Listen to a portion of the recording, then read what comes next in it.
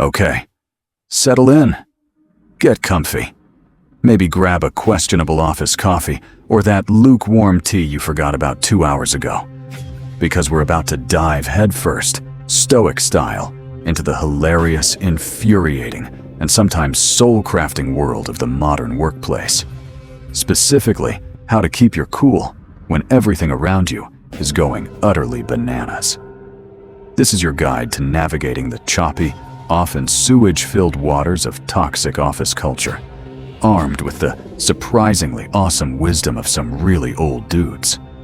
Think of it as ancient philosophy meets cubicle survival. Let's go. Hey everyone, and welcome back to Stoic Path.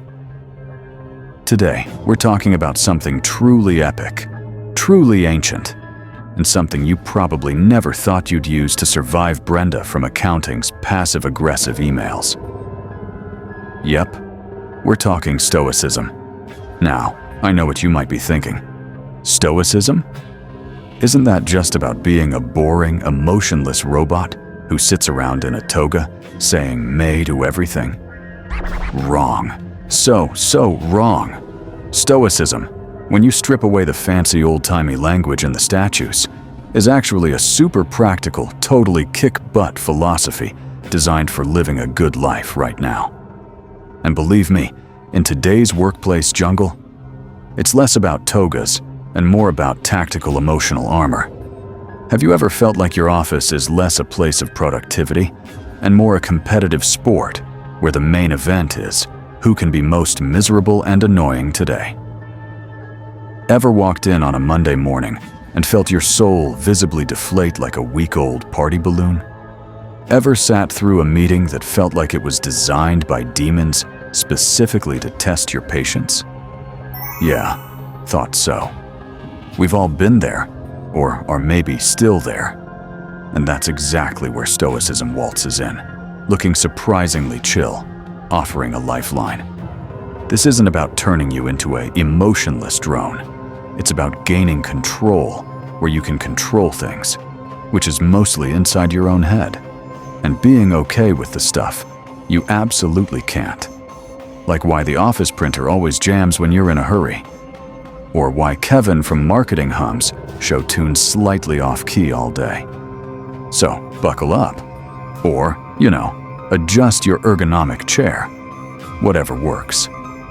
We're about to embark on a journey that might just make Mondays slightly less awful, make your colleagues slightly less irritating, or at least make them less irritating to you. And maybe, just maybe, help you find a little pocket of peace amidst the chaos. This is the Stoic Path. Please try not to trip over the philosophical concepts or your coworkers' discarded snack wrappers. Let's get started. What in the ancient Greek underworld is Stoicism anyway? All right, first things first. Let's demystify this whole Stoicism thing. Forget the stereotypical image for a second.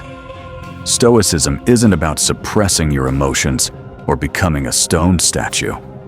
It's actually about understanding them, managing them, and using reason to navigate the world. Think of it less as being emotionless and more like emotional intelligence on philosophical steroids. It's about being grounded, rational, and incredibly resilient, no matter what garbage the universe throws your way. Or, in our case, what garbage the corporate universe lobs at your desk. So, what's the core idea? At its heart, Stoicism teaches you to focus your energy, your thoughts, and your actions on the stuff you can actually control. And equally important, to calmly accept the stuff you absolutely cannot. This, my friends, is the famous dichotomy of control. It's the superpower of Stoicism. And honestly, if they sold it in pill form, it would be a top seller in every office park worldwide. Stuff you control. Your thoughts, your judgments about things, your desires and aversions, your actions and efforts. Your response to pretty much everything. Stuff you don't control. Other people's opinions of you, other people's actions or behavior. Whether you get that promotion, whether your project succeeds, it depends on external factors too. The weather, unless you're a weather god, in which case, please fix this humidity. Brenda's mood today. The Stoics realized something profound. Most of our misery comes from stressing, agonizing, and fighting against things we have absolutely no power over. We get worked up because someone was rude, because a client is unreasonable, because the market tanked, because our boss is a micromanager from heck. But guess what? We can't make them be different. We can't force the market to go up.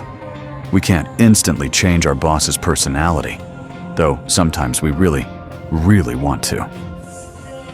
What we can control is how we think about it, how we react to it, and what we do in response.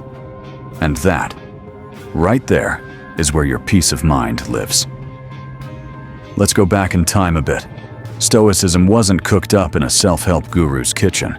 It started way back in ancient Athens, around 300 BC. Picture this. A guy named Zeno of Citium lost all his stuff in a shipwreck. Pretty rough start, right?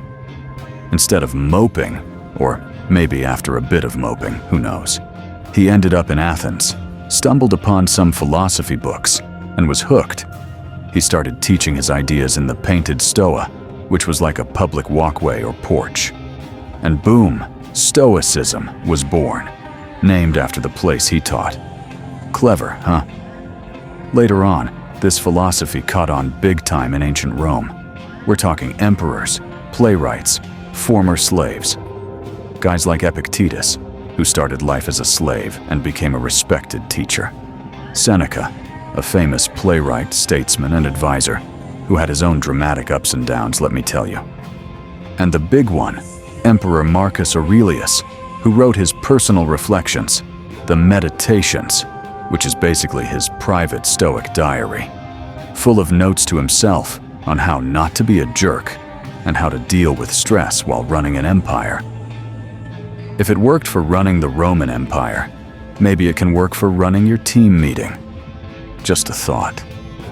These guys, living in vastly different circumstances, from slave to emperor, all found immense value in these core ideas. Why? Because life was messy then, just like it's messy now. They dealt with political intrigue, personal tragedies, unreliable people, and the constant threat of things going wrong. Sounds a bit like performance review season, doesn't it?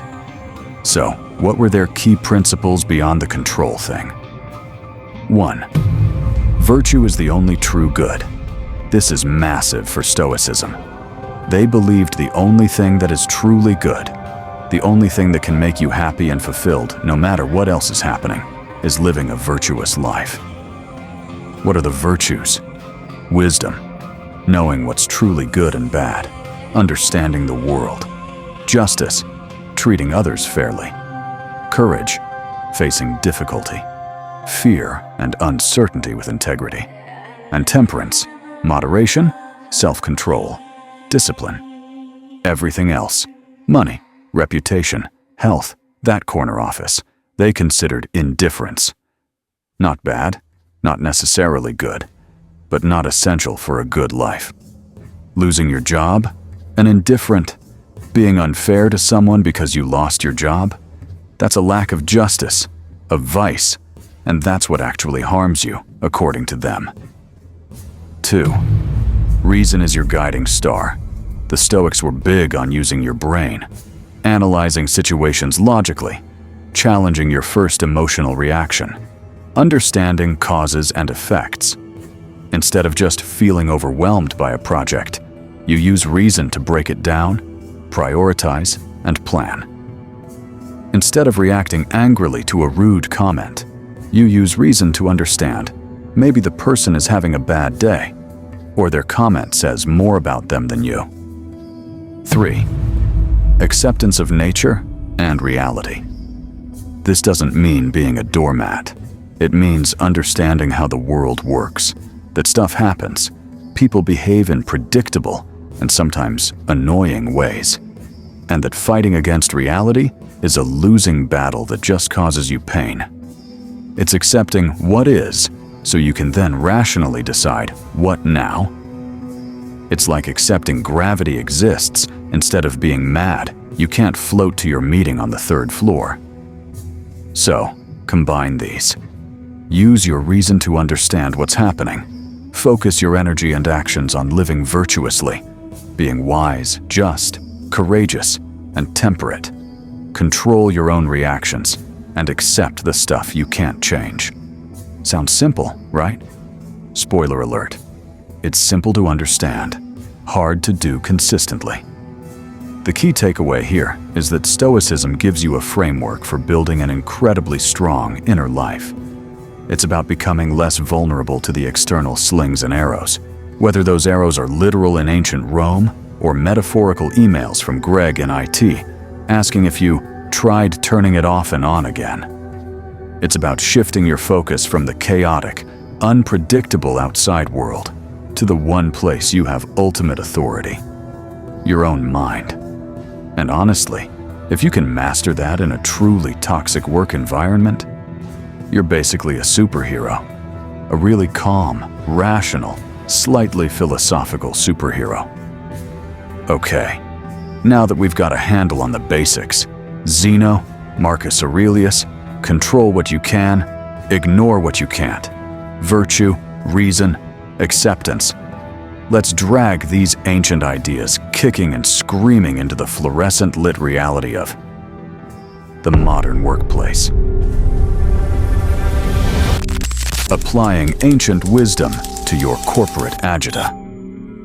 All right, so we know what Stoicism is in theory.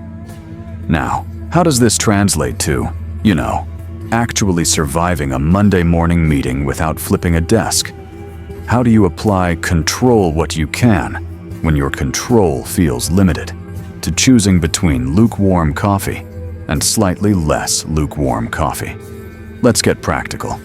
The modern workplace, especially one leaning towards toxic, is basically an obstacle course designed by Stoics to test your mettle. Constant change, difficult personalities, unfair situations, stress levels that could power a small city. It's all prime territory for applying these ideas. Remember the dichotomy of control? This is where it earns its philosophical paycheck. When you're faced with a work challenge, pause and ask yourself, is this something within my direct control, or is it external? Let's say your boss gives you a project with an impossible deadline. External, not in your control. The deadline itself, your boss's decision, the client's demands. Internal, within your control. Your attitude towards the deadline, how you plan your work, whether you communicate potential issues rationally, not just complain, how much effort you put in, your decision to ask for help, your decision to perhaps accept it, might not be perfect, and that's okay, given the circumstances. See the difference? The Stoic doesn't waste energy raging against the impossible deadline itself. They accept it as a given. Okay, this is the situation, and then focus all their energy on what they can do. Strategize, prioritize, communicate, work diligently, and manage their own stress levels about it. This is incredibly powerful.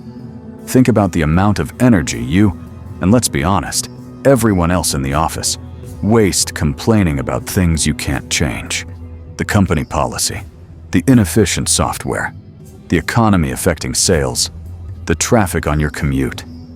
It's like yelling at the rain, utterly ineffective, and you just end up wet and frustrated.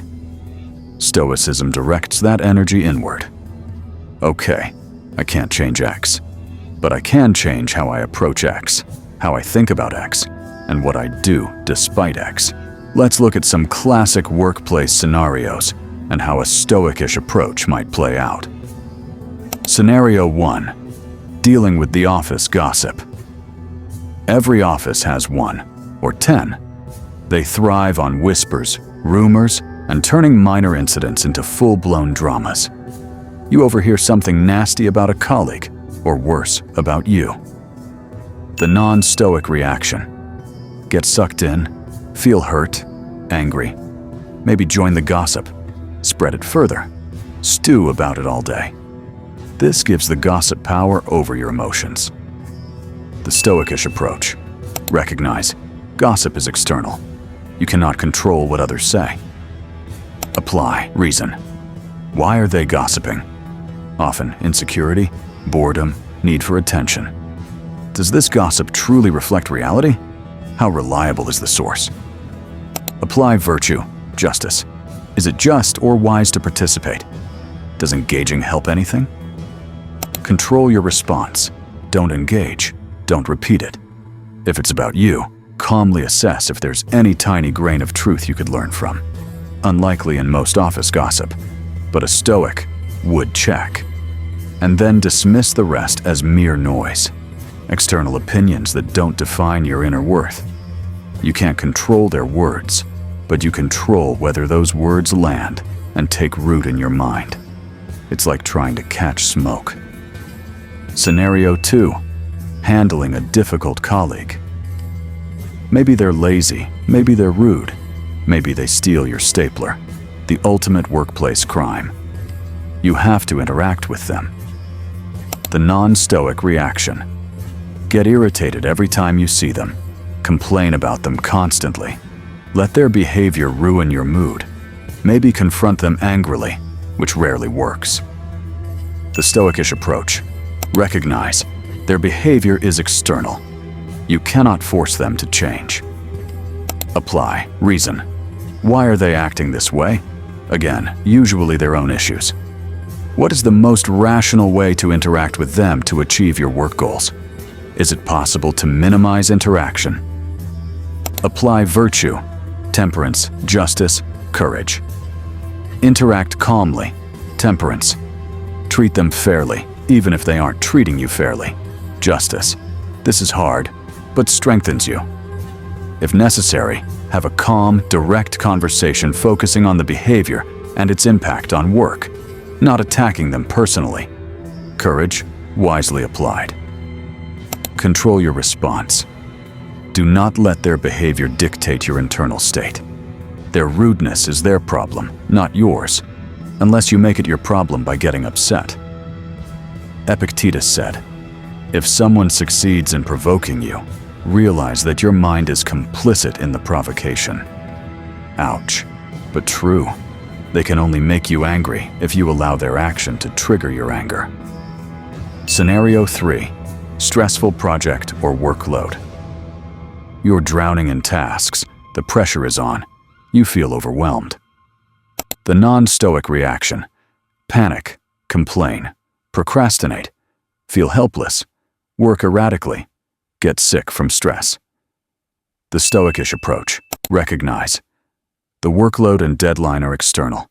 Your feelings of overwhelm are internal, but triggered by the external. Apply. Reason. Break the project down into smaller, manageable steps. Prioritize. What is truly essential? What can be delegated or postponed? Identify roadblocks and potential solutions. Communicate realistic timelines if necessary. Apply virtue, wisdom, courage, temperance. Wisely assess the situation. Have the courage to tackle it systematically. Practice temperance by managing your time and energy effectively, taking breaks, and not overworking yourself to burnout. Control your response. Focus on the process, not just the overwhelming outcome. Just do the next right thing. As Marcus Aurelius might say, do not be whirled about, but in every movement be just, and in every apprehension be sure. Focus on doing the task in front of you well, rather than worrying about the mountain of tasks ahead. Accept that you can only do your best with the time and resources available. The outcome is not solely in your hands, but your effort and approach are. See how this works? It's a constant recalibration. When stress hits, when irritation bubbles up, when you feel overwhelmed, the Stoic pause button goes on. Okay, what am I focusing on? Is it internal or external? What is the rational, virtuous response here? What can I control? It's not about ignoring the difficulty of these situations. Toxic workplaces are genuinely tough, but Stoicism gives you the tools to navigate them without losing your marbles or your sense of self-worth. It helps you build an inner citadel, a fortress in your mind that the external chaos struggles to penetrate. Think of your mind as a garden. External events, like toxic colleagues or stressful deadlines, are like bad weather or weeds trying to get in. You can't stop the weather, and weeds will always pop up, but you can control what you cultivate in your garden: your thoughts, your reactions, your focus.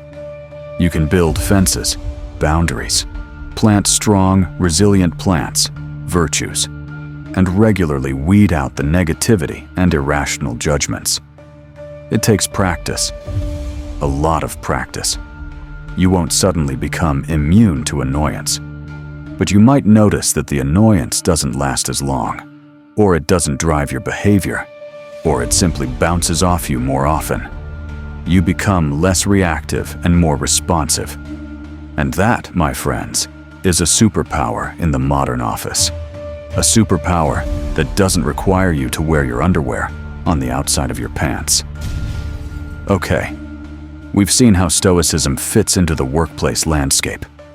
But before we dive deeper into how to build that resilience, let's spend some serious time talking about the beast itself: toxic office culture.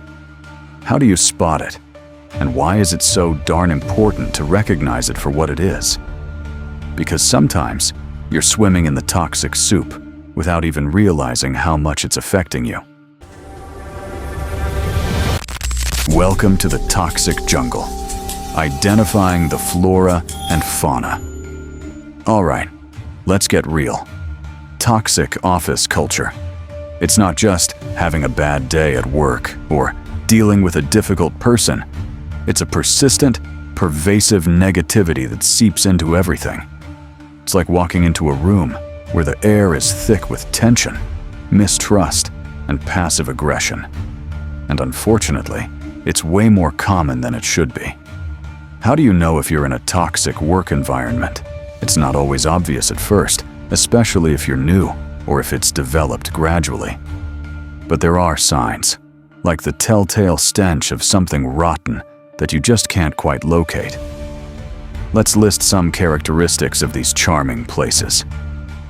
The gossip mill never stops. Rumors fly faster than emails. People talk about each other constantly, rarely to each other directly about issues. Trust is low because you never know who's saying what behind whose back. It creates an atmosphere of paranoia. Bullying, aggression, and lack of respect. This can range from overt yelling and humiliation to subtle put-downs, exclusion, or sabotage. Ideas are shot down dismissively. People are interrupted constantly. Basic politeness is optional. There's a general lack of respect for colleagues' time, effort, or feelings. Poor communication, or no communication. Information is hoarded or shared inconsistently. Decisions are made behind closed doors with no explanation. Feedback is non-existent or purely negative. You feel like you're always in the dark, guessing what's going on. Lack of recognition and appreciation. Hard work goes unnoticed or is taken for granted. The only time you hear something is when you mess up. This makes people feel invisible and undervalued. Blame culture. When things go wrong, the immediate focus is on finding a scapegoat rather than fixing the problem or learning from the mistake. People are afraid to take risks or admit errors. Unreasonable expectations and constant crisis mode. Everything is urgent, last minute, and requires working late or on weekends. There's no sense of realistic planning. Burnout is rampant and normalized. Cliques and exclusion. The office is divided into in-groups and out-groups. Networking feels less about collaboration and more about navigating social minefields. Lack of empathy. There's little concern for employees' well-being, personal lives, or challenges. Work is prioritized above all else, often callously. Micromanagement to the extreme. Trust is so low that every step is scrutinized. You're given a task, but no autonomy on how to do it. This signals a fundamental lack of faith in employees. Does any of that sound familiar? Even just a few points. You might be swimming in the soup. Why is it so important to recognize these signs? Because sometimes we adapt to unhealthy environments without realizing how much they're harming us. It starts to feel normal. You might think, oh, this is just how offices are, but they don't have to be. Recognizing it is the first step to protecting your most valuable asset, your mental health and well-being. A toxic environment isn't just unpleasant, it's genuinely damaging. The constant stress, the feeling of being undervalued or unsafe, the exposure to negativity, it takes a toll. It can manifest as anxiety, depression, sleep problems, physical health issues, and a complete erosion of your self-confidence and job satisfaction. You start to dread waking up. You feel drained and cynical. Your productivity suffers, not because you're lazy, but because the environment is actively undermining your ability to do good work and feel good about it. Think of it like trying to grow a delicate plant in poisoned soil with no sunlight and someone constantly kicking its pot. It's not going to thrive, no matter how much potential it has. Your potential is likewise stifled in a truly toxic place. It's crucial to identify these patterns so you can stop blaming yourself. Maybe I'm just not cut out for this. Maybe I'm too sensitive. And start seeing the environment as the primary problem. This doesn't necessarily mean you have to quit tomorrow, though for many, that's the right long-term decision. But recognizing the toxicity allows you to put up your defenses, adjust your expectations, and most importantly, start applying those Stoic principles we talked about specifically to this hostile landscape. Because while you can't wave a magic wand and make Brenda stop gossiping or make your boss start respecting boundaries, you can control how you react to it, how much you let it penetrate your inner peace, and how you build resilience against its corrosive effects. Knowing you're in a toxic environment gives context to your struggles. It's not just you being bad at your job or being too emotional. The environment itself is the challenge. And once you name the beast, you can start figuring out how to fight it, or at least how to shield yourself from its worst attacks. This awareness is powerful. It shifts you from being a passive victim of the environment to becoming an active strategist for your own well-being within it. And that strategic toolkit, a big chunk of it comes straight from those ancient Stoic masters. So, you've identified the jungle you're in. Now, how do you build the mental and emotional strength to navigate it, dodge the poisonous vines of negativity, and resist the urge to simply lie down and be eaten by the metaphorical office lions? That's where our Stoic techniques come in. This isn't just theory, it's practice. Daily, sometimes hourly, practice. Building your inner fortress. Stoic techniques for the win. Okay, you're in the toxic jungle. You've identified the poisonous plants and the biting insects. Now it's time to build your shelter, sharpen your tools, and develop the inner strength to not just survive, but maybe even find a little bit of calm amidst the chaos. This is where we get into the nitty-gritty of doing Stoicism.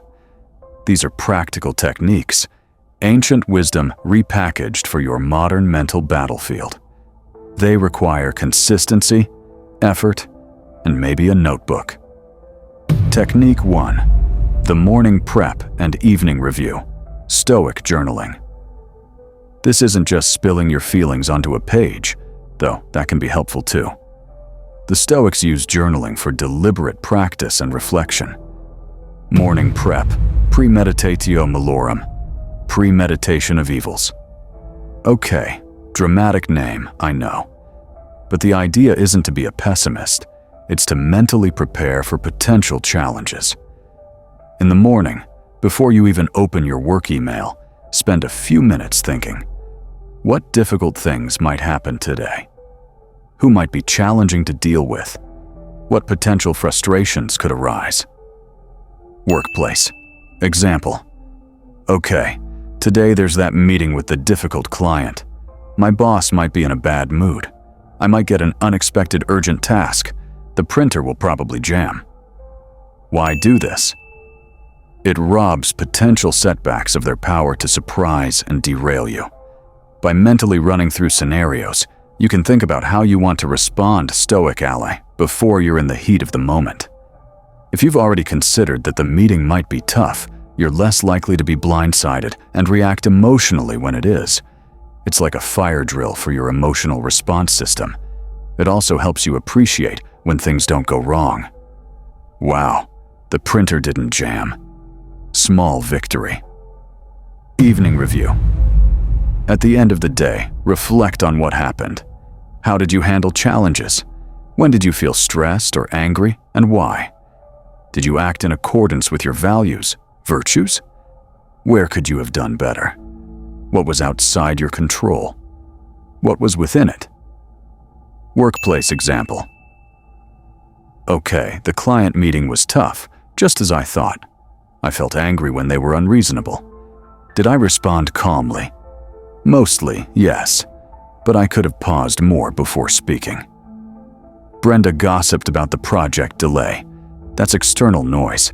I didn't engage. I got that urgent task. I focused on prioritizing my other work rather than complaining about it. What did I control today? My effort on my tasks, my decision not to join the gossip, my choice to take a short walk at lunch. What didn't I control? The client's attitude, Brenda's mouth. Why do this? It's self-assessment and learning. It reinforces the dichotomy of control by helping you see clearly what was and wasn't in your hands. It highlights areas for improvement. Maybe you need to practice pausing before reacting, and celebrates your successes in applying the philosophy. Even small wins are wins. It builds self-awareness and helps you see patterns in your reactions. Doing both morning and evening journaling creates a powerful feedback loop for applying Stoicism daily. Technique 2. Creating space, mindfulness, and pausing.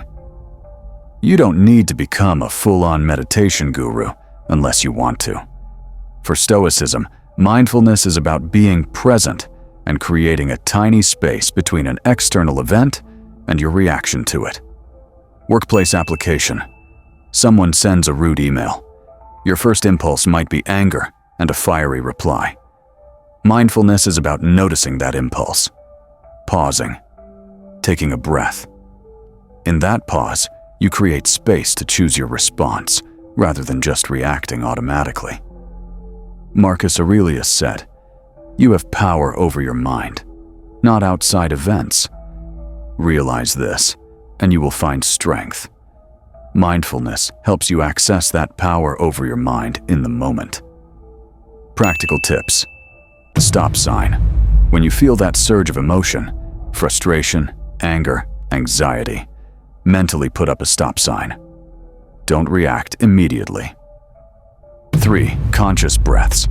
Just 3 slow, deep breaths. This simple act can disrupt the emotional cascade and bring your rational brain back online. Observe your thoughts.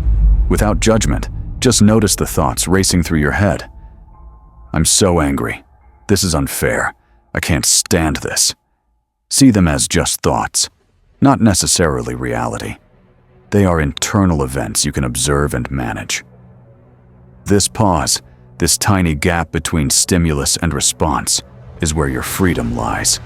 It's where you shift from being a slave to your reactions to being the master of your inner state.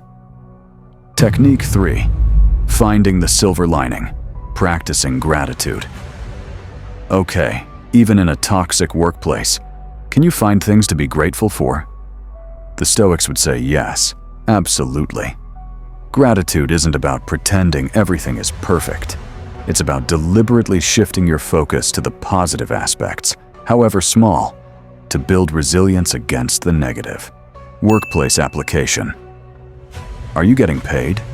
Be grateful for the financial stability it provides, even if you dislike the job. Is there one colleague you actually like? Be grateful for their presence and camaraderie. Did you learn a new skill, even while struggling through a tough project? Be grateful for the learning opportunity. Is the office coffee occasionally drinkable? Hey, small wins. Did you successfully navigate a difficult conversation using your new Stoic skills? Be grateful for your progress and strength. Why this helps. Toxic environments train your brain to focus on the negative. Gratitude actively counteracts this by training your brain to notice the positive, which exists even in grim situations. It doesn't erase the negative, but it provides balance and prevents you from being completely consumed by the bad stuff. It helps you maintain perspective. Technique 4. Reframe your reality. Cognitive restructuring. This is where you challenge your initial, often negative, interpretations of events. Our first thoughts about a situation are often colored by our emotions and biases. The Stoics encourage us to use reason to look at the situation from different angles. Workplace application. Initial thought. My boss didn't say my idea was good in the meeting. He hates me and thinks I'm incompetent. Stoic reframe, using reason. Okay, is it a fact that he hates me? No, that's an interpretation. What are other possibilities? Maybe he was distracted. Maybe he's under pressure himself. Maybe he didn't understand it. Maybe he has feedback he'll give later. My idea is external. His reaction is external. What can I control? My confidence in my idea, if I've reasoned it's good. My decision to follow up, my attitude. Initial thought. This project setback is a disaster. My career is over. Stoic reframe, using reason and amor fati, love of fate. A setback is an external event. It's not inherently a disaster. That's my judgment.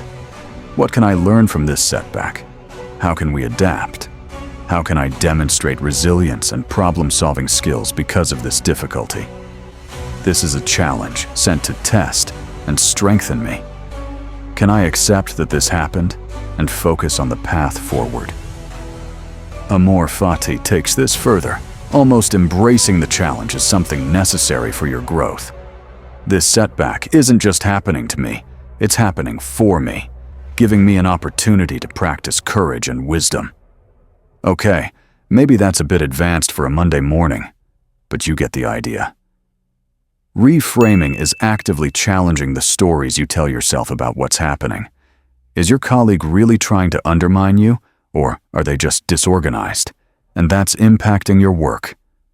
Often, it's the latter, and viewing it that way reduces the emotional sting. It helps you see situations more objectively and respond more rationally. Technique 5. Cultivating a growth mindset. This flows naturally from reframing. View challenges, difficulties, and even the toxicity itself as opportunities. Not fun opportunities necessarily, but chances to practice your stoicism, strengthen your character, and learn. Workplace application. That annoying colleague? A chance to practice patience and non-reactivity. The stressful project? A chance to practice discipline, planning, and courage under pressure. The unfair criticism?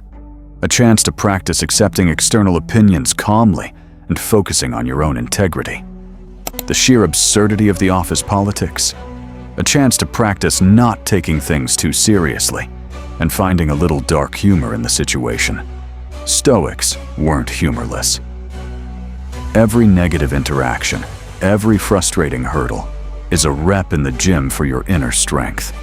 The more you practice your Stoic responses, the stronger you become. You're not just surviving the toxicity, you're using it as fuel for your own personal growth. These techniques, journaling, pausing, gratitude, reframing, and adopting a growth mindset, aren't magic fixes. They are practices. Like building muscle, they require consistent effort. You will mess up. You will react emotionally sometimes. That's okay. The Stoic path is about progress, not perfection. The goal is to notice when you slip, learn from it, and try again.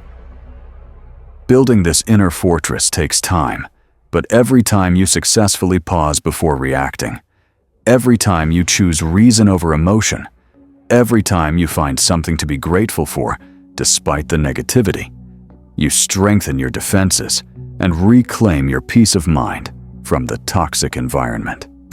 All right, we've armed ourselves with some seriously cool ancient techniques.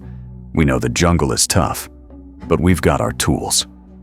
Now, let's talk about using these tools, not just for defense, but for trying to carve out a little corner of positivity, or at least sanity, within the workplace, and knowing when external help is needed. Carving out sanity and knowing when to call for backup. Okay, we've talked a lot about building your inner resilience, your personal fortress against the toxic tide. And that is absolutely essential. Your internal state is the primary thing you can control, and strengthening it is key to surviving and even finding some well-being in a difficult environment. But Stoicism isn't about becoming an isolated island. It's about living well within the world, imperfect as it is. While you can't magically transform a toxic workplace into a utopia overnight, you can take proactive steps to improve your experience within it, and importantly, know when the environment is simply too damaging and external help, or a bigger change is needed. Think of this section as putting your Stoic toolkit to work, not just for defense, but for strategically building a better situation where possible. First off, let's assemble your personal Stoic toolkit for the workplace. This is a mental, or actual, list of the techniques that resonate most with you and that you commit to practicing regularly. Maybe it's morning mental prep for challenges, keeping a small gratitude list by your computer, doing 3 deep breaths before responding to frustrating emails, taking a short walk outside to regain perspective when things get intense, writing a quick evening note about what went well and what I learned. This toolkit is yours. Customize it. Make it easy to access and use throughout your day. The key is consistency, even in small doses. 5 minutes of morning prep is better than 0. One conscious pause can prevent a regrettable reaction. Now, let's talk proactive strategies, things you can do within the bounds of your control to try and shape a slightly better experience. Strategy 1. Setting and maintaining boundaries. The Stoic fence. Toxic environments often thrive on a lack of boundaries. People feel entitled to your time, energy, and emotional space. Setting boundaries calmly and firmly is a Stoic act of self-respect and rational self-preservation. Workplace application. Time boundaries. Clearly define your working hours. Unless it's a true emergency, rarely as urgent as people think. Don't respond to emails at 10 p.m. Communicate when you're available. I will respond to this tomorrow morning. Task boundaries. Learn to say no or not right now to tasks that overload you, especially if they're outside your role or capacity. You don't have to be rude. I appreciate you asking, but I'm currently focused on X project with Y deadline. Let's revisit this next week. Or I can take that on, but we'd need to push back on Z project. Which has priority? This is using reason and communicating clearly. Emotional boundaries. You don't have to be everyone's therapist or punching bag. Calmly disengage from gossip. Don't get drawn into emotional arguments.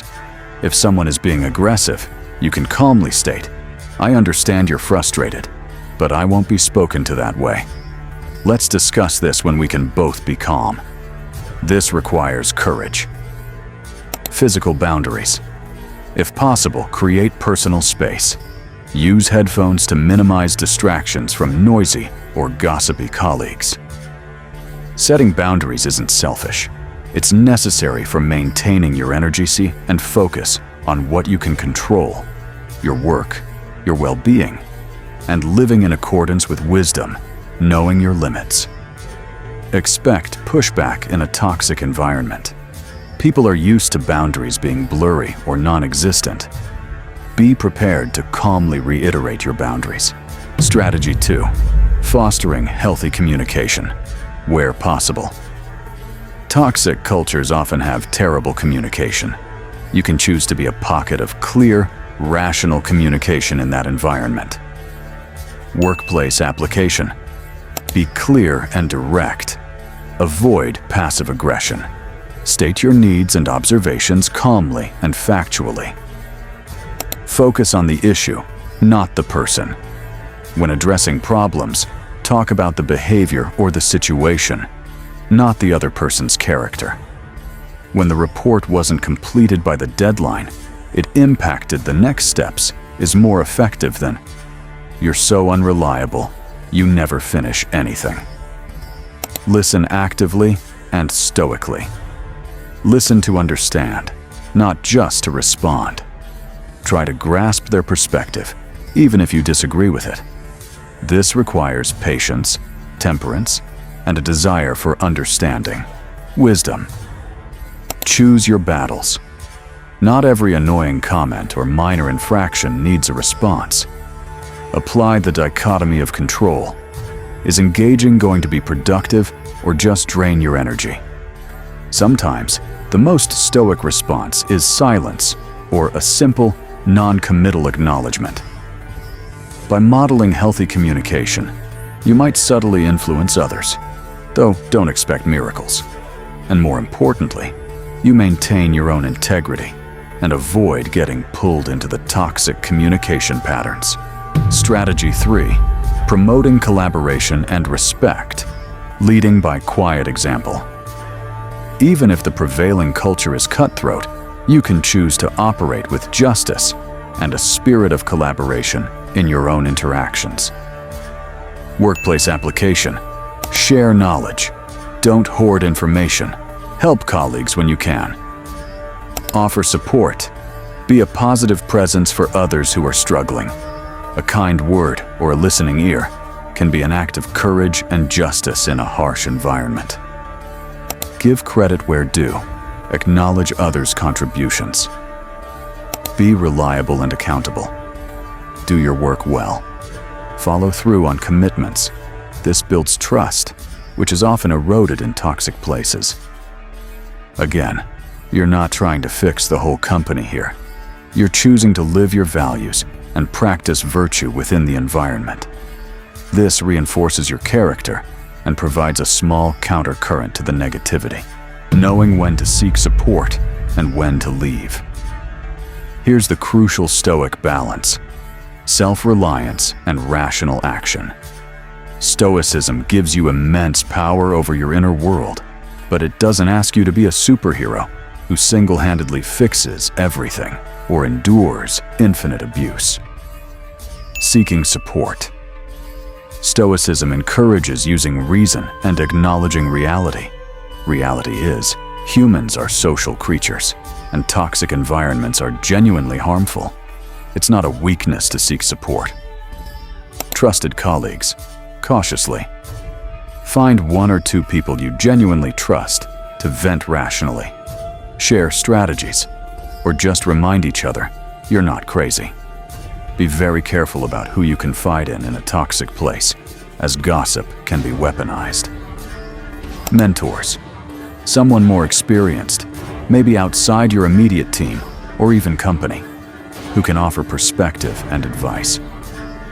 Professional help. A therapist or counselor is invaluable for processing the stress and trauma of a toxic workplace. They can provide coping strategies and objective support that Stoicism complements but doesn't replace. HR. Use with extreme caution. In truly toxic environments, HR is often there to protect the company, not you. Use HR only if you have clear, documented evidence of serious issues, harassment, discrimination, illegal activities, and are prepared for potential repercussions.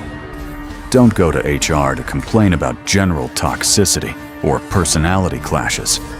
Use your Stoic tools for that. Knowing when to leave. This is perhaps the most Stoic decision of all. After applying all the techniques, setting boundaries and seeking support, if the environment is still causing significant harm to your mental, physical, or emotional health, and there's no reasonable prospect of it improving, the most rational and courageous act might be to leave. A Stoic wouldn't cling desperately to a situation that is fundamentally eroding their well-being out of fear of change or uncertainty. They would use reason to assess the situation. Is staying here allowing me to live a virtuous life? Is it contributing to my well-being or actively harming it? Do I have the resources and courage to seek a different path? Leaving isn't a failure of Stoicism. It can be the ultimate application of wisdom, recognizing a harmful situation, and courage, taking action to change it despite fear. Creating a positive work experience within a toxic environment is often about cultivating your internal state, setting clear boundaries, choosing your responses wisely, and knowing when the external reality is incompatible with your well-being. Your Stoic toolkit helps you do all of that. So, there you have it. Ancient philosophy, applied to the soul-crushing reality of modern office politics. From understanding what you can control to building your inner resilience, from identifying the toxic weeds to setting your personal boundaries and knowing when to seek support, Stoicism offers a surprisingly robust framework for navigating the challenges of work without losing your mind or your integrity. The Stoic Office Warrior. Your journey begins. All right, team, we've covered a lot of ground today. We've gone from ancient Athens to your potentially soul-draining cubicle. We've learned that Stoicism isn't about being boring. It's about being incredibly strong, adaptable, and internally free, no matter what kind of ridiculousness is happening around you. Remember the core message. Focus on what you can control. Your thoughts, your actions, your reactions. Everything else. Accept it, analyze it with reason, but don't let it dominate your inner state. It's not easy. You won't become a perfect Stoic overnight. There will be days when Brenda's gossip gets under your skin, days when the impossible deadline makes you want to scream into your keyboard, days when the sheer unfairness of it all feels overwhelming. That's okay. That's being human. The key is progress, not perfection. Just try to pause for that extra second before reacting. Try to reframe one negative thought. Try to notice one thing to be grateful for, even if it's just that the day is almost over. Build your Stoic toolkit. Experiment with journaling, pausing, practicing gratitude. Find what works for you. Set those boundaries like you're building a tiny, personal Great Wall of China around your sanity. Communicate clearly, live your values, and remember you're cultivating your own character, which is the only thing truly within your power. And hey, if all else fails, and the toxicity is just too much, remember that knowing when to walk away, armed with your newfound resilience and self-awareness, is perhaps the most Stoic victory of all. Courageously choosing a path that aligns with your well-being. That's peak Stoic, right there. So, go forth, my friends. Be the calm eye in the storm. Be the person who responds with reason instead of rage. Be the office warrior who builds an inner fortress against the daily grind. Start small. Pick one technique. Try it tomorrow. See what happens. You might be surprised at the little pockets of peace you can create, even in the most unlikely of places. Thanks so much for joining me on this slightly philosophical, slightly sarcastic journey into the Stoic workplace. If you found this helpful, or even just mildly entertaining, please give this video a thumbs up. It helps us know we're not just talking to ourselves or an empty office. Don't forget to subscribe for more guides on navigating the modern world with ancient wisdom and maybe a few jokes. And let us know in the comments below. What's the single most challenging aspect of your workplace? And which Stoic idea are you going to try applying to it first? I'd love to hear your thoughts. Stay strong, stay rational, and try not to let the corporate chaos steal your joy. You've got this.